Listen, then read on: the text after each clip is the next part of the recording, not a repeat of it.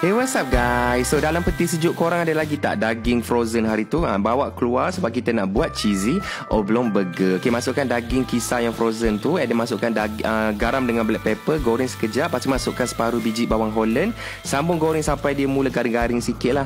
Ambil roti oblong, sapukan butter. Ada roti burger biasa pun boleh je sebenarnya. And letakkan cheese. Nak bagi cheese tu melted cantik, kau renjiskan 2-3 titik air. Tutup dengan penutup periuk tu. Tunggu sekejap, dia akan steam kat dalam lah.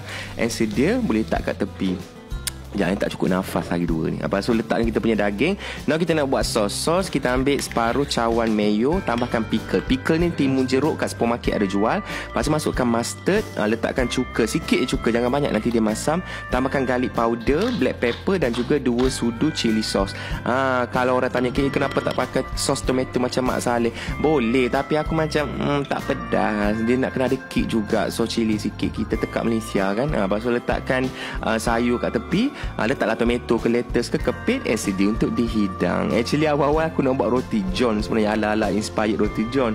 Aku lupa nak letak telur kat roti tu. Tapi tak apalah, boleh je. Macam ni pun dah sangat-sangat sedap dah. Sebenarnya korang boleh buat untuk more dengan family malam ni. Okay, yang ni senang je, confirm jadi. Awas kalau tak jadi. Selamat mencuba.